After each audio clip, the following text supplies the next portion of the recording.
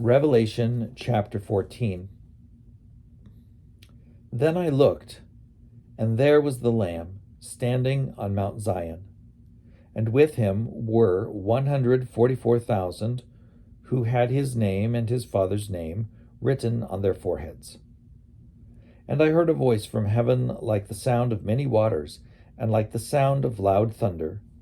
The voice I heard was like the sound of harpists playing on their harps. And they sing a new song before the throne, and before the four living creatures, and before the elders. No one could learn that song, except the 144,000 who have been redeemed from the earth. It is these who have not defiled themselves with women, for they are virgins. These follow the Lamb wherever he goes. They have been redeemed from humankind as firstfruits for God and the Lamb, and in their mouth no lie was found. They are blameless. Then I saw another angel flying in mid-heaven, with an eternal gospel to proclaim to those who live on the earth, to every nation and tribe and language and people. He said in a loud voice, "Fear God and give him glory, for the hour of his judgment has come, and worship him who made heaven and earth, the sea and the springs of water." Then another angel, a second, followed, saying, "Fallen, fallen is Babylon the Great. She has made all nations drink of the wine of the wrath of her prostitution."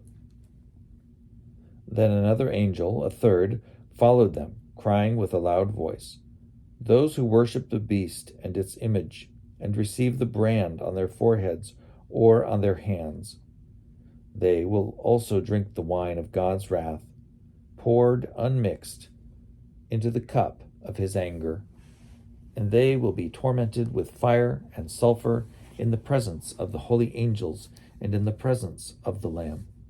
And the smoke of their torment goes up forever and ever. There is no rest day or night for those who worship the beast and its image, and for anyone who receives the brand of its name.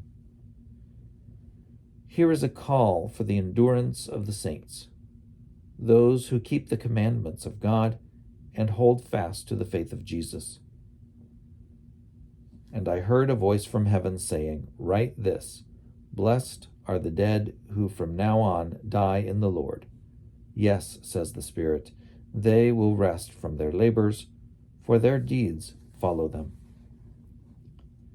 Then I looked, and there was a white cloud, and seated on the cloud was one like the Son of Man, with a golden crown on his head and a sharp sickle in his hand. Another angel came out of the temple, calling with a loud voice to the one who sat on the cloud, "Use your sickle and reap, for the hour to reap has come, because the harvest of the earth is fully ripe."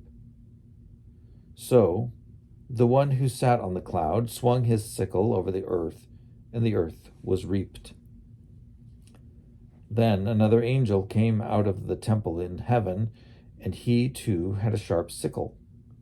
Then another angel came out from the altar, the angel who has authority over fire, and he called with a loud voice to him who had the sharp sickle, "Use your sharp sickle and gather the clusters of the vine of the earth, for its grapes are ripe."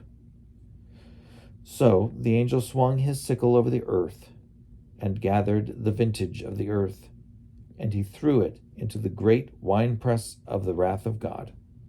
And the winepress was trodden outside the city, and blood flowed from the winepress as high as a horse's bridle, for a distance of about 1,600 stadia.